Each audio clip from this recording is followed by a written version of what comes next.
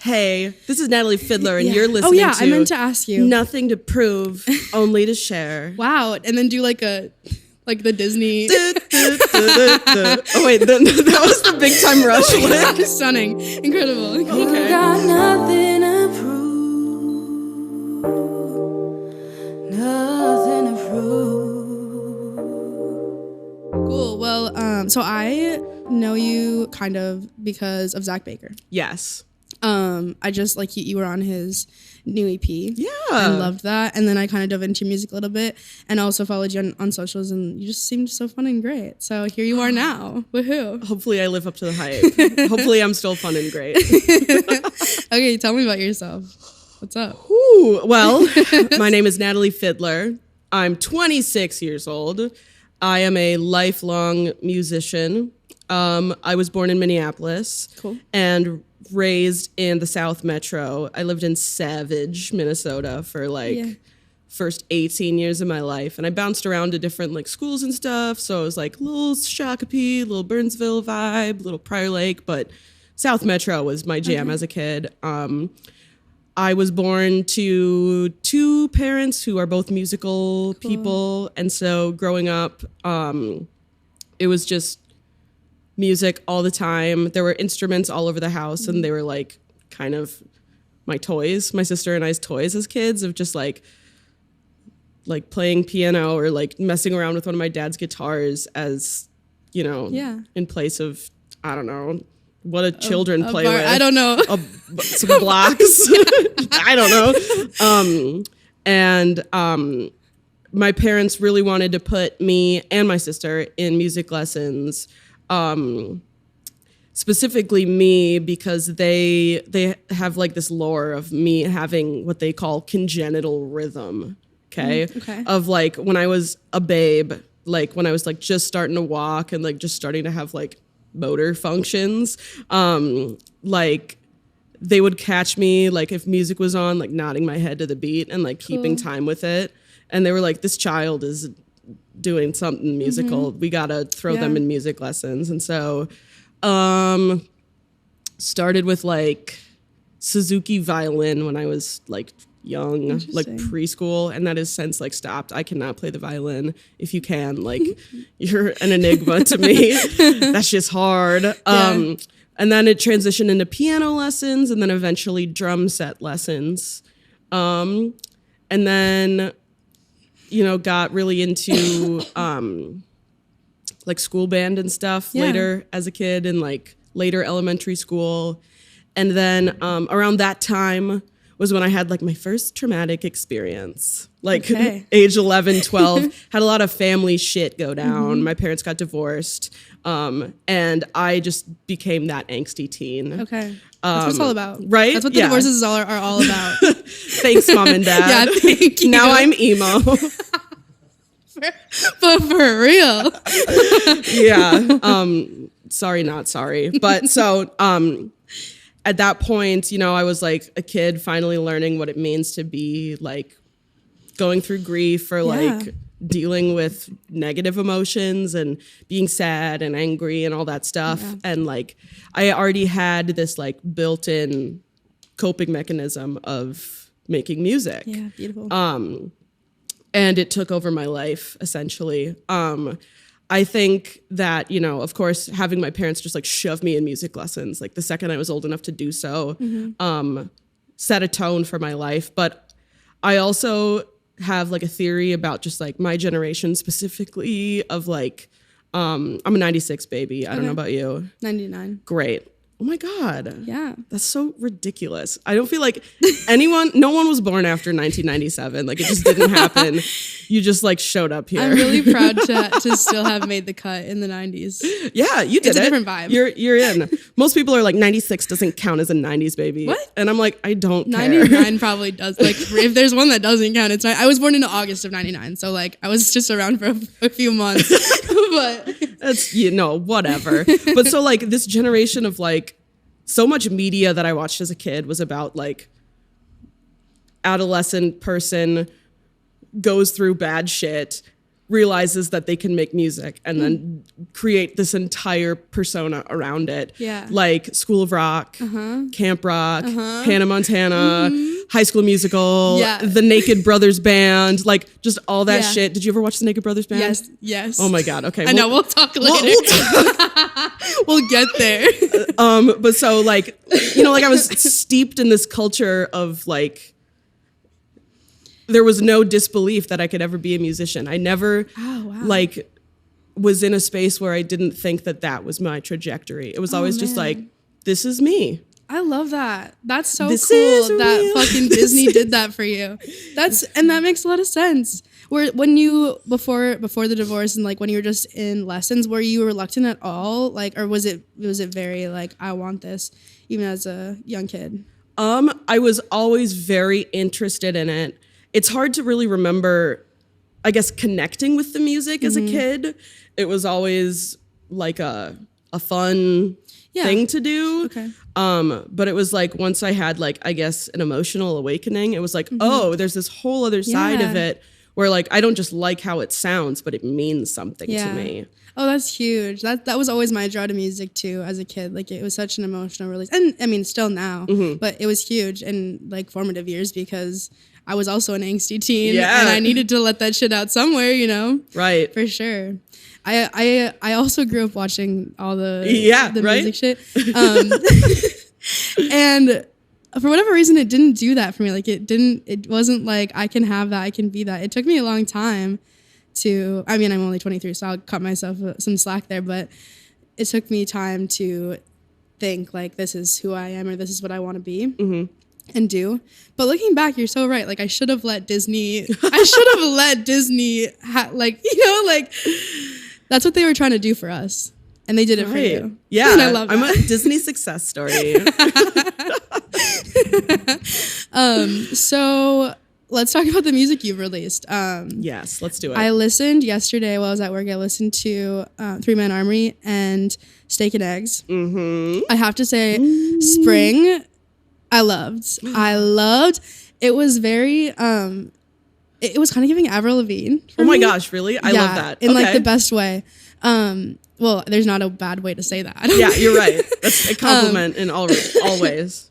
I really liked that record a lot, and I noticed that that was 2018. Yes, and the new one's 2022. Exactly. So the Steak and Eggs was referenced like in Apple Music as pop or rock, and the next one was then pop. Do you want to talk about that? Like, do you feel like there was a genre shift, or is just like it's hard to define? Or I don't know. Yeah. Where honestly, like I feel like I should know at this point where like Apple Music decides like they decide? Did I type that in somewhere or like because so I have a really nasty relationship with genre where like I have no idea what to call my music. Yeah. And on the one hand, I feel like every artist feels that way of like I'm just too close and I don't know what to call this. But I've also never met someone who can also encapsulate what they think my genre is. Right. So like if you have any stylistic words, feel free to throw them into the ring.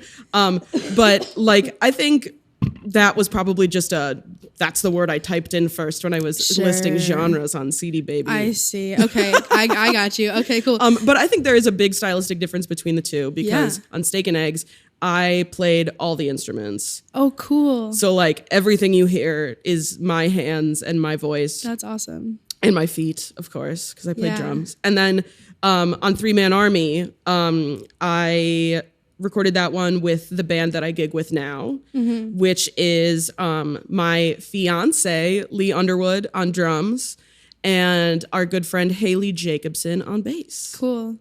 Fun. So is that like 3 Man Army? Is that what that is? Kind of. Okay. So actually, I wrote the song 3 Man Army when I was in high school. Oh my God. And it took me like 10 years to write it or to like record it. Wow. Because like I felt like there was a potential to it that I as a musician just like hadn't quite reached myself yet. And so I kept kind of throwing it on the back burner and being like, this is a good song, but it's old. This is a good song, but just throw it, whatever. No one wants to hear it. It's 10 years old. And I eventually, I was doing like a COVID live stream in April of 2020. And I was like, I'm just going to pull out some Natalie Fideler deep cuts. And I played that one. And Lee was in the same room with me because we lived together. And she was like, why the fuck aren't we playing that as a band? And I was like, I don't know. What do you like it? And she was like, yes, we need to play this. And it was like the title of being Three Man Army was something that, you know, like that lyric was written 10 years ago, but it just continued to ring true of the project of like, we are a trio. And it's like, when we were working on the record, it was just like the three of us jamming all the time in our basement in a pandemic. Yeah. And it felt like us against the world in some capacity. But then also like, because this is my project and this is my baby and, you know, it comes from just me and the lyric being my three-man army, me, myself, and I. It has like a, you know, several meanings to it. That's awesome. I love that. It feels like a strange coincidence. Yeah, you know? Fulfilling the prophecy or something. I love that. Also, the album art, I'm curious about any insight on that. Like you call it like a Trinity knot, the cell, whatever. Oh God, the Celtic, I should know this. Okay. The Celtic triple. I think it's a Trinity knot. But yes, so it's for the number 3, right? And a lot of the times that Trinity knot is used as symbolism for like the Holy Trinity. But on my record, it's presented upside down. Yeah. Like kind of like an upside down cross. Because there's a song on the record, Judas, one of my like faves, that talks about my experience with like religious indoctrination as a child. I went to Catholic school until like 6th grade. And after that, my parents started going to like an evangelical church. And that also just added a lot of angsty teen layers, especially as a kid who was in the closet until like well into college. Yeah. And just, you know, being a woman and wanting to be respected and seen as an equal. I have a lot to say about my religious upbringing, and a lot of it is said in the song Judas. And so that's kind of where like the idea of taking a symbol of the Trinity and presenting it upside down comes from. Cool. But it really just came from like, I wanted there to be symbolism of the number 3. Yeah. In more than just like the word 3 being printed on the front.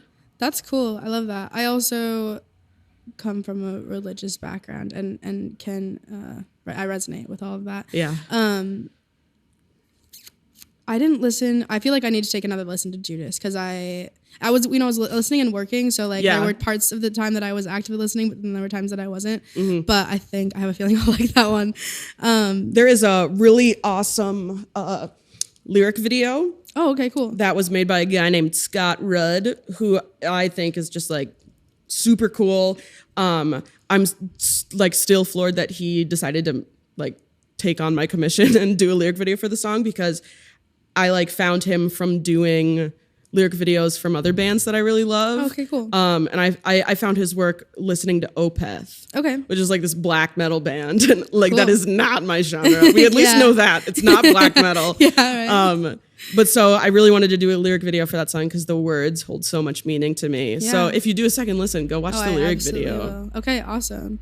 I also noticed, I can't remember what record it was on. I think it was the newer one. I'll know. You have an intermission Oh, yeah, that's the new one. That's so interesting to me. So like it's called Intermission, right? Yeah. And the first part is just like silence. There's a brief moment that there's nothing going on, and then it's just like a conversation. It sounds like, but it's not like this. Like you're not speaking directly into a mic. Like it's kind of like background noise almost. Yeah. And it's, how long is it? Like a minute? Minute 15. Yeah, that was cool. So, talk about that.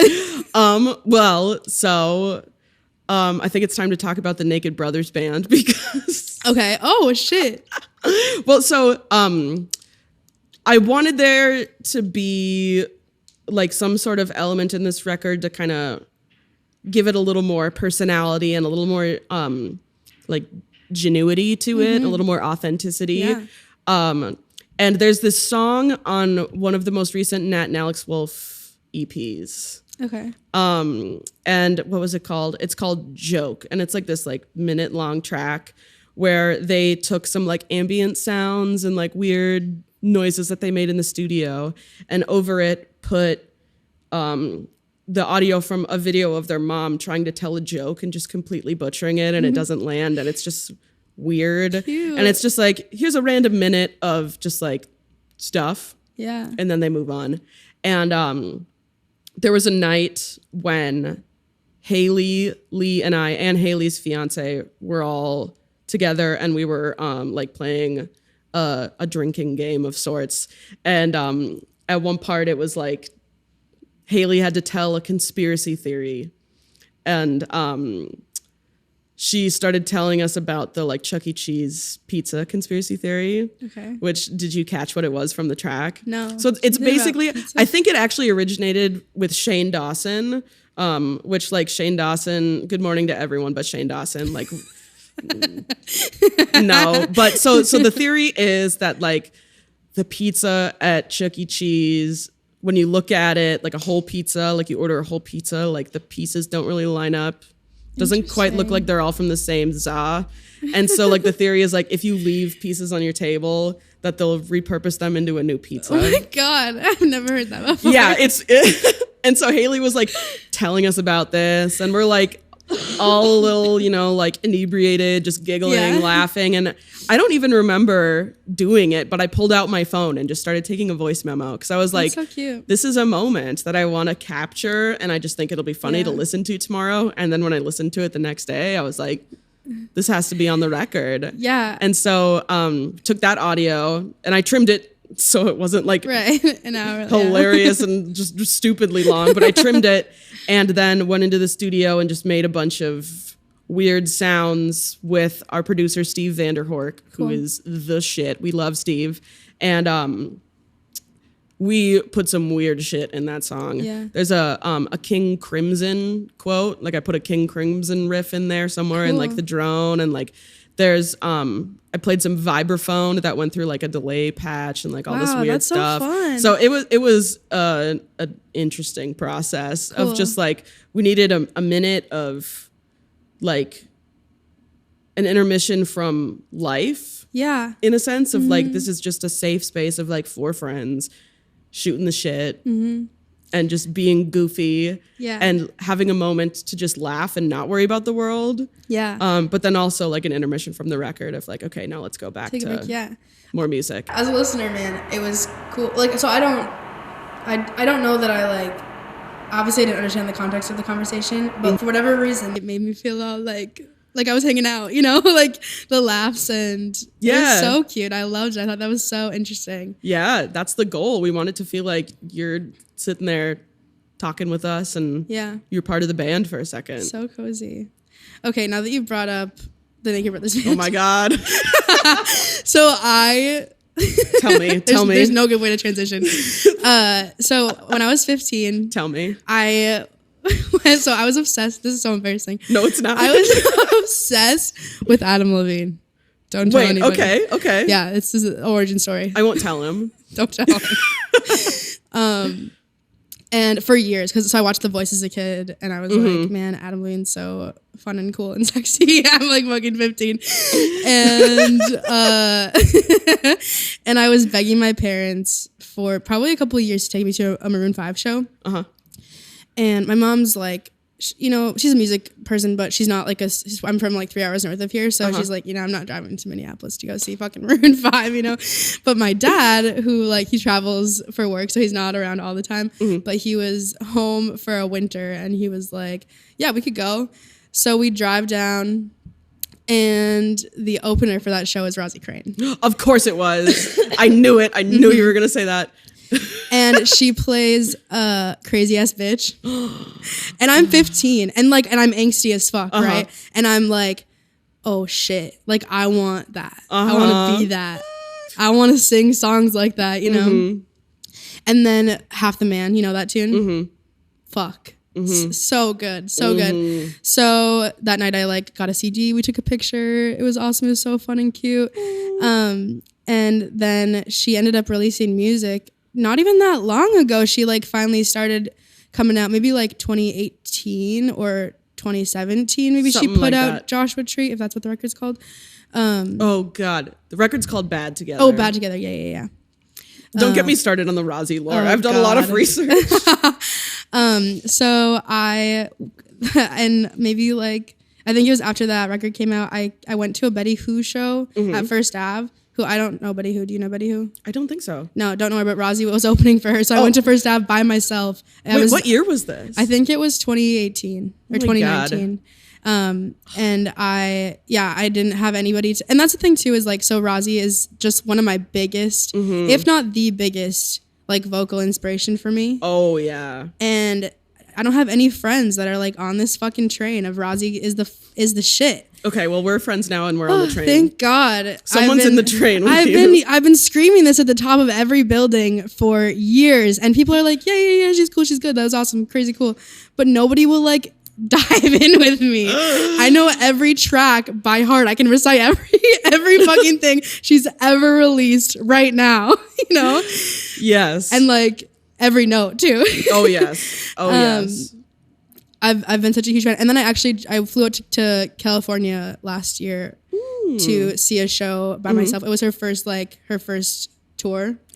Played in LA, and I went alone. Oh, was that like the secret Yeah, it was location tour? Yeah, I wanted to go to yes. that so bad. I wish we knew each other then. And you know, I'm just a poor musician, so I I know, didn't go. me too. I couldn't afford to be there, but I was there.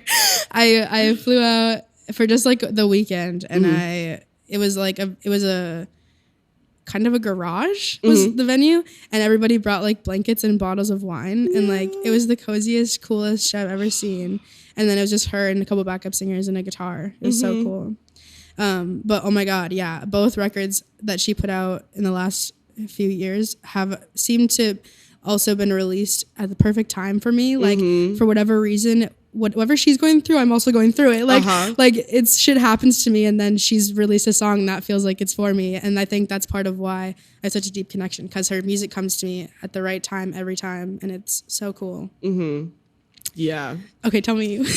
Well, okay, so let's circle back to why the Naked Brothers Band was the start of this convo, and it is that the Naked Brothers Band That's right. is I totally just, forgot you know, about some him. shit, you know. If you watch the Naked Brothers Band, you get it. If you didn't, you're out, basically. But it was like, I like to think of the Naked Brothers Band as a cult classic at this point, because like if you watched it, there's a culture that we have that no one else does. Should we explain maybe what it is? For people I who would don't know? love Have to. you seen Naked Brothers Band? Okay, I really doesn't know. Oh So let's God. tell Okay. her. Well, let me tell you. Okay. So I could go on for this for hours, because I don't know if you know this, but I am one of the co-hosts of a Naked Brothers Band podcast. What? Yeah. What? Oh, I didn't know that. That's crazy.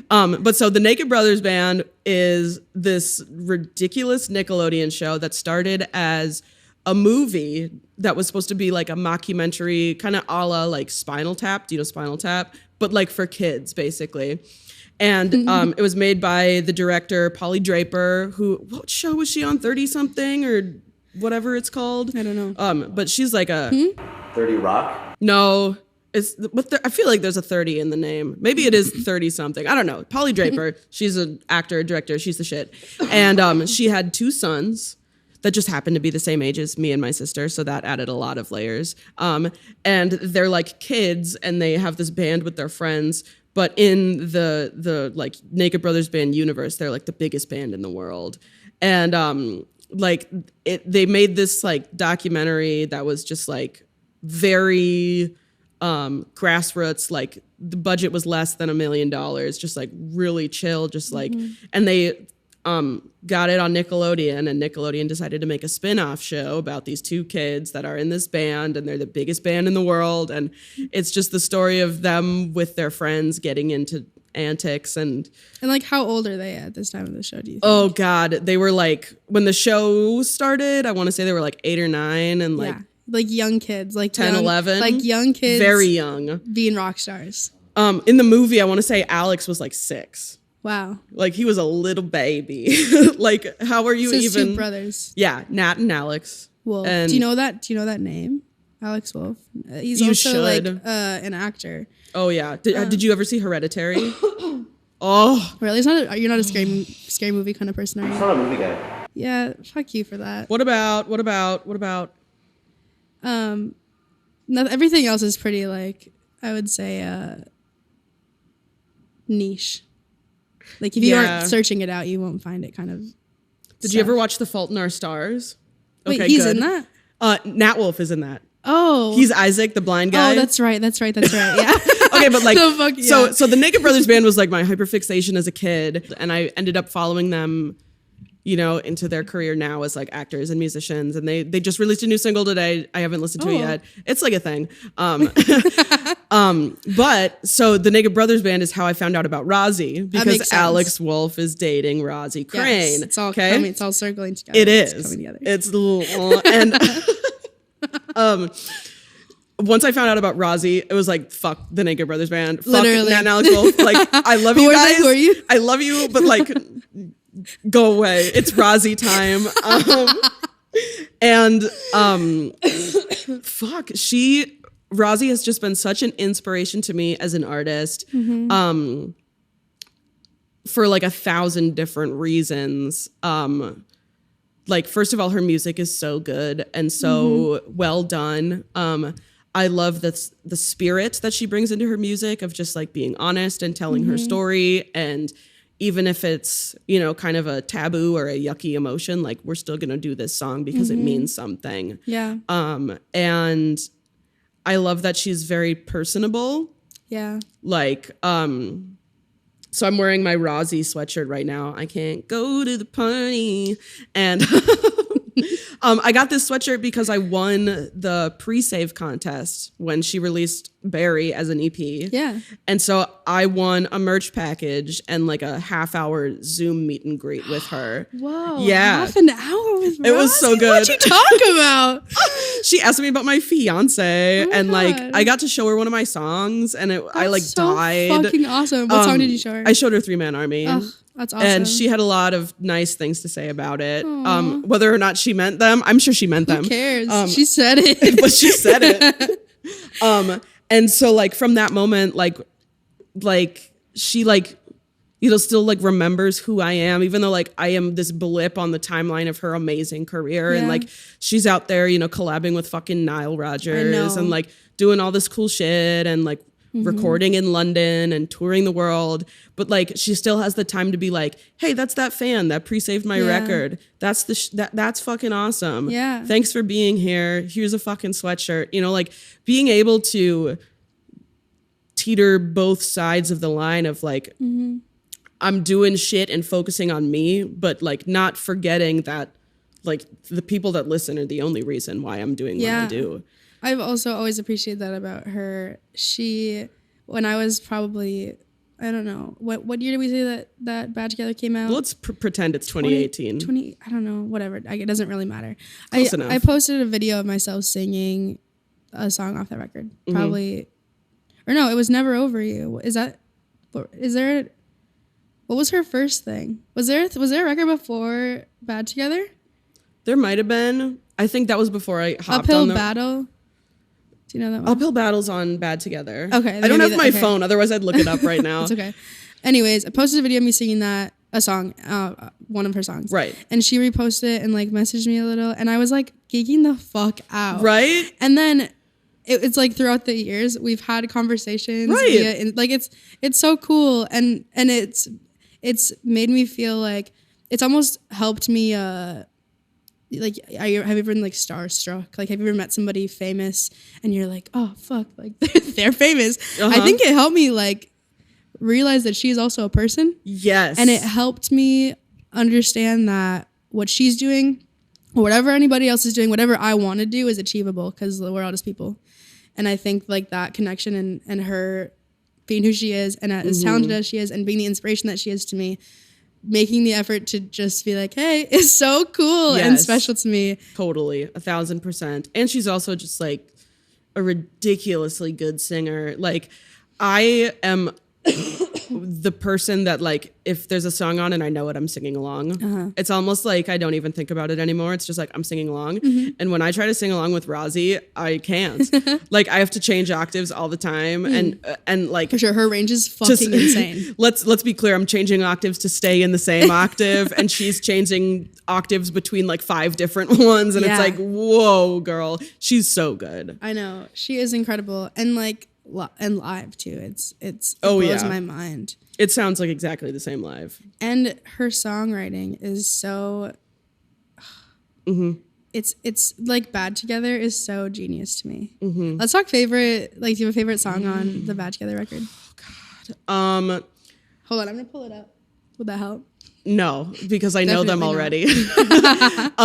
So I have a really big soft spot for Uphill Battle. Yeah. That one, like I'm thinking about it and I'm starting to tear up. So I'm going to stop talking about it because that song, I just like love that song so bad.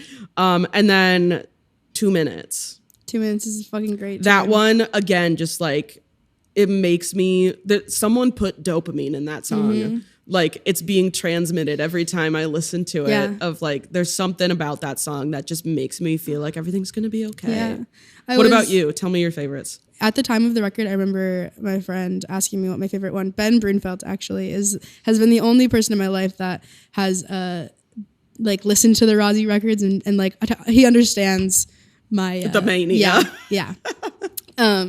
He asked me that when it first came out, and I think Reason. I don't know why I love that one like I do, but it's a great tune.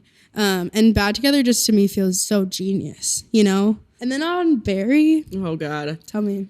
Well, so I like listened to all of Barry in so many different increments because like the first half of it was an EP and then the second half of it was an EP, but then like the songs from those 2 EPs were kind of like sprinkled as singles, and then there were like the singles afterwards for the deluxe. Yep. So it's like it's hard to really even feel like all of that was the same record. Yeah, I agree. But my most listened to song on Spotify last year was "How'd You Learn to Lie Like That." And again, like the just thinking about Rozzi's songs, I'm like, I'm gonna cry. We should send her a link to this and make her listen. Oh, she will. Like, I we was only talked about you. I was interviewed for a podcast, but we talked about you for 40 minutes. But the cover of Hand in My Pocket, that's what I was gonna say. I was the Alanis song. Yeah. When I listen to that song, it's just like church, but in the good way. Oh yeah. For real. Like listen to that song and I'm just like immediately crying, and it's like everything's gonna be okay. Yeah. Man. I'm trying to think of a fave. I think I really like Barry. I really like We Can Smoke a Joint and Go to the Museum. We can. I don't love the high, but I love the feeling. Well, and just to know that she's smoking that joint with Alex Wolf, I'm like, it's the Naked Brothers band. We've come full circle. Right. Yeah, I do love Barry. I also love Consequences with Nile Rodgers. Oh, yeah. Insanely good. I also really like the a cappella version of, what's the one that Scott arranged? I Guess I'm the Bad Guy Now. Yeah. That was cool. The acapella shit's cool. Oh, yeah. They're all fucking awesome. The thing is that she hasn't released a song that I didn't like. They're just never, like, no skips. Yeah. Ever. All killer, no filler. Yeah. Yeah, man. Ugh, Rozzi. Yeah, okay. Well, that's my Rozzi spiel. Okay, that was so good for me. Thank God. Catharsis achieved for the day. Okay, we can move on. Where are we at with time? You got 10 minutes. That's so funny that we've been talking about Rozzi for probably a solid 30 minutes. No, you've got 20 minutes. Oh, okay. Wow. Cool. Well, should we talk about that one question that you were gonna, if you don't talk about it, then you were supposed to get slapped or something? Yeah. Yes. Tell me. Tell me how you define success. So this is a great question, and I love this question, cool. And I love that you give artists a chance to fucking talk about what success means to them on your podcast. Thank you. First of all, love that. So I've done a lot of soul searching in the recent years. I think that just the way that the music industry has changed lately with like the pandemic and the advent of like so much of music and marketing being on the internet. I've done a lot of like self check-ins of like, why am I here? Yeah. What am I doing this for? And just thinking like, why did I start music in the first place? And I always have to go back in my brain and think about me locking myself in my room with my guitar and learning covers, and like that my whole musical journey is about like protecting the flame of that feeling. And so it's very personal to me how I define success. The first big point of success for me is like self-fulfillment and feeling like protecting that flame and like almost like nurturing my childlike self, like to use some therapy words about it, of like, you know, I need to be writing music that I connect with, that feels like an expression of myself, or even just feels like the music that I wanted to write. And if I'm not doing that, I could be, you know, making money and playing shows and whatever. But if I'm not doing the music that feels like it's making Natalie happy, then I'm not doing it right. And that's like my big first marker for me. Another component of success I look for is like reception and recognition of just making sure that like, is my music landing? Yeah. And it doesn't necessarily matter who with or how many people listen, but like, when someone, you know, comes up to me at a show after my set and is like, I really liked that one song. That one was really good. You know, like that's great. I love that there was a song in the set that stood out to you enough to want to talk about it with me. Yeah. Or like a lot of times people will come up to me after shows and talk about how much Judas resonated with them. And it's like, that's the whole point of this. Yeah. And so like whether it's just like one random guy at the 331 club that liked my song, or it's my mom, or it's some rando on the internet that I've never met, like if one person has been touched by what I wrote, then that's success to me. Yeah. And I guess the last piece of success for me is being yourself. And that one's kind of just a big abstract thing to think about. I know a lot of artists, when asked this question, will answer something along the lines of like doing music full time. Yeah. And I think that that's a really awesome answer. And it's also not my answer. Yeah. Because I already do music full time. And so if that's my marker of success, Then like where do you go from there? I have succeeded already. No, I'm not, you know, like touring the nation at all times. And like, I don't have a record deal or a label or anything like that. But everything I do to make money is through music. That's cool. Like I pay my rent with music. I buy my food with music. Yeah. I pay for my gas with music, you know? And I think that chasing after money and fame for me, of like having a ton of people listen to my music, like that's awesome if it's gonna happen. But I personally like think I would crumble if I was like famous, quote unquote, whatever, you know, that means. Like, I don't think I ever want to like be a celebrity someday.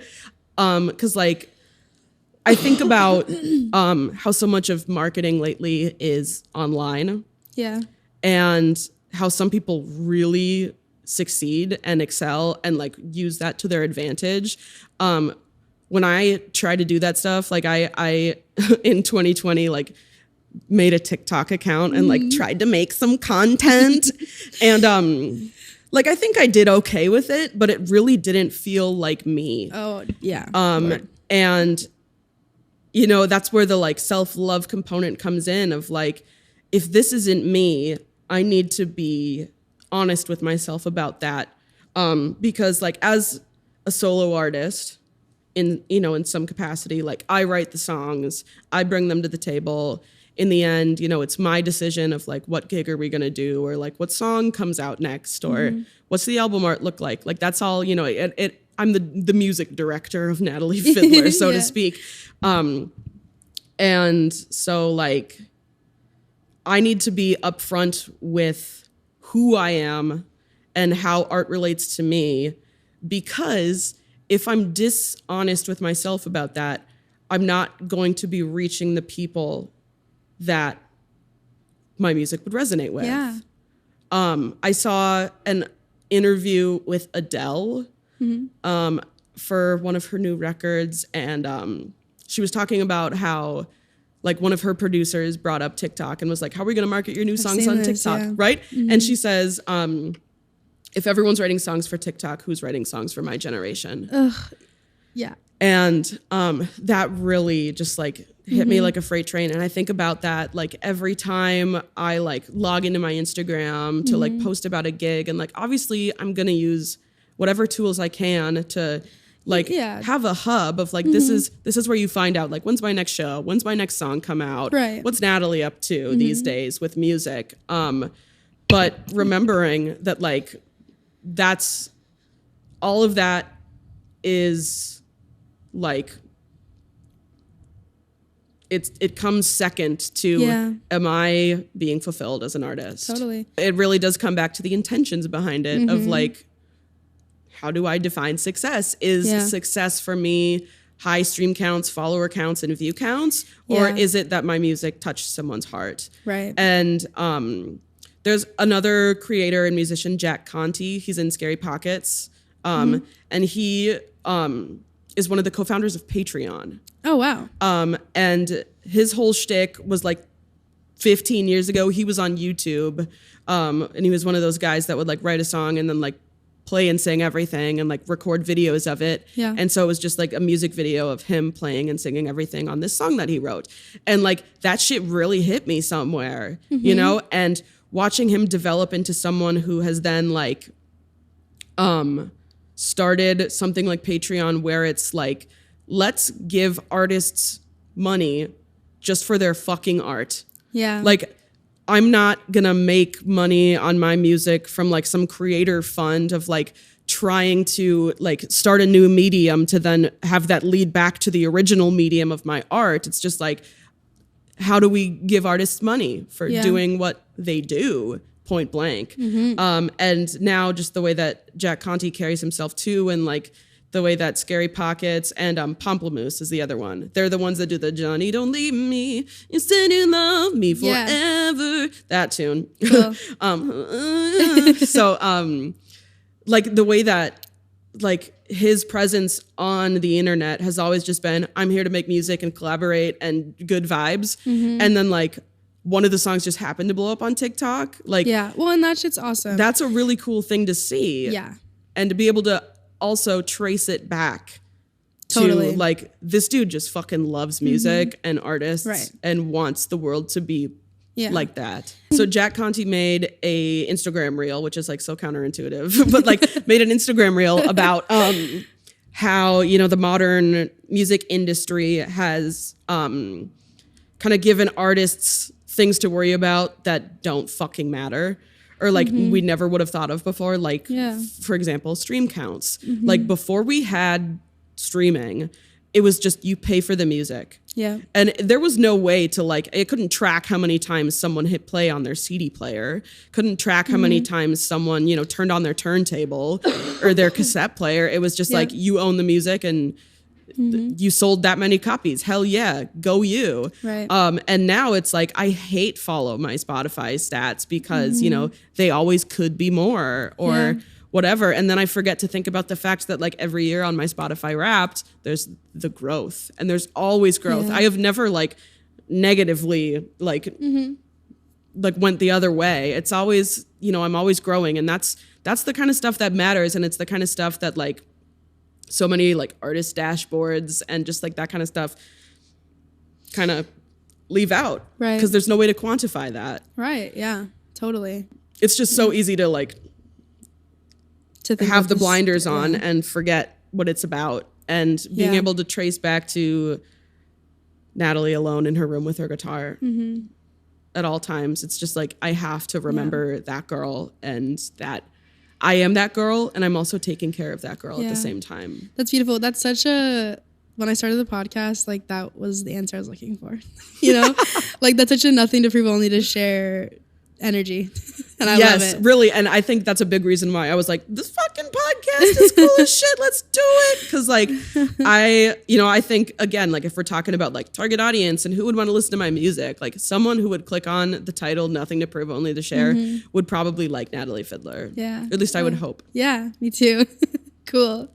Well, I guess I kind of want to know, like, because you're playing shows at like 7th Street Entry, like that's such a goal of mine. That's so cool. Just tell me about the road to like getting to play there. Great question. Well, so first of all, I hate booking because like, it's yet another chance to treat myself like a marketable good rather than like a person. Yeah.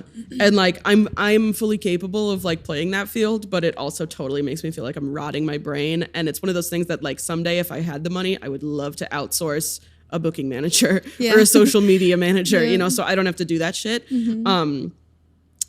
But so much of the music industry it feels so like untouchable. And it feels like such a big game of like, who do you know and like who's in your corner, and that's a lot of it. But like when I moved here, I was really like, I gotta play 7th Street someday or else I'm a nobody. And all I did was go onto the First Ave website, and they have like a submit for booking inquiries stuff. And all I did was like send in my press kit and be like, I want to play your room someday. What can I do? Cool. Love, Natalie. And one of their people, got back to me, and it was like a very collaborative thing of like, here's some, you can apply or like pitch yourself to open for touring acts, or if you want to, you could build a local show on a weeknight, or, there's a lot of options. And it all it really took was me to just be like, this is a goal of mine. I really respect you and what you do.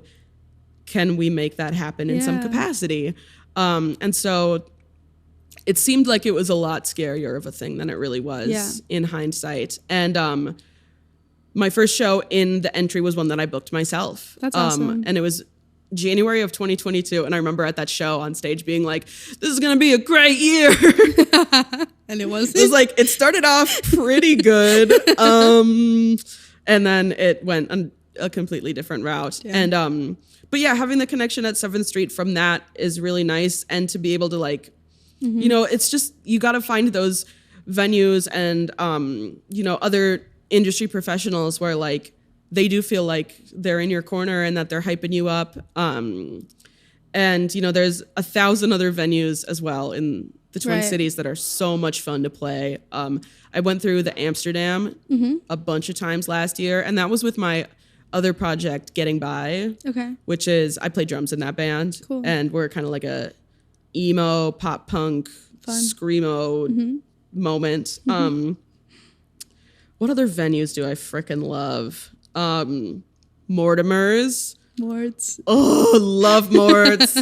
Gotta love the chicken strips. Love Morts. I also feel like I would just like don't remember venues. Yeah, that's okay. Because like, I don't know, it's Wednesday. It's Wednesday. I'm dying. I don't remember venues on Wednesdays, I guess. But yeah, did that answer your question? Yes. I was going back to try to remember what the question even was. We were just flowing. It was the road to 7th Street or whatever. Yeah. I think I've brought myself into this new mindset of like, if I want something, I can have it.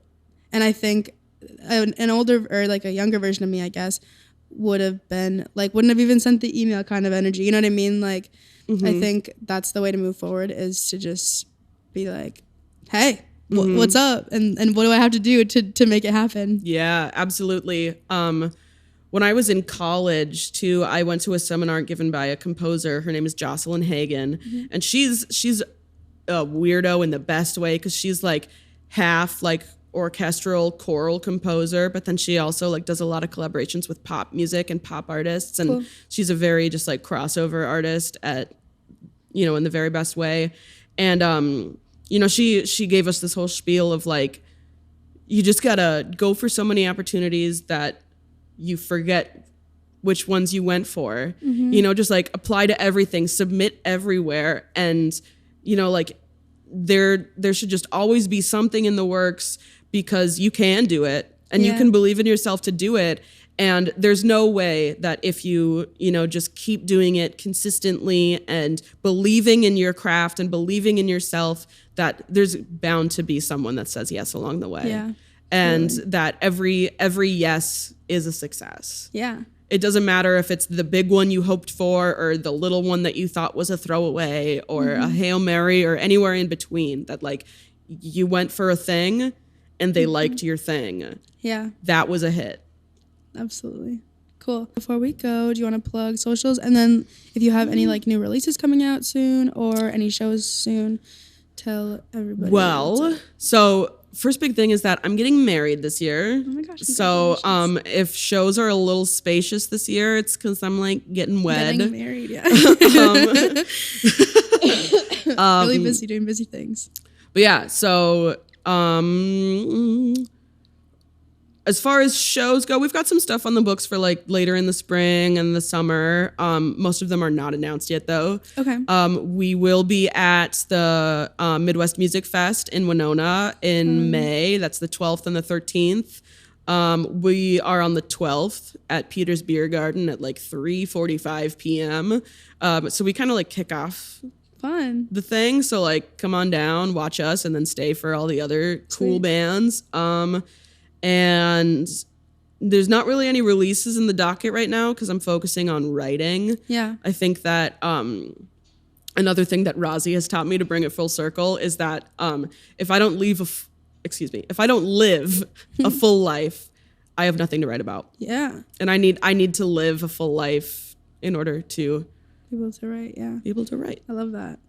Cool. I feel like we could have talked about so many, like, I feel like we talked so much about Ross. I know. I'm really glad we did, but like, fuck. Like, I got this page of notes and we missed a lot of things, but it's okay.